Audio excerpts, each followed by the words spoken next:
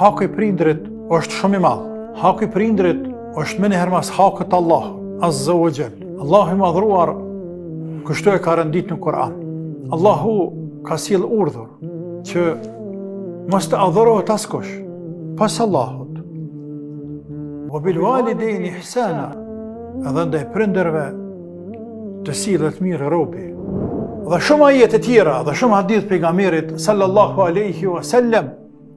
Ndërto kur është pyet ja Rasulullah cila gjëna më e madh, ka thonë mos respekti prindërve.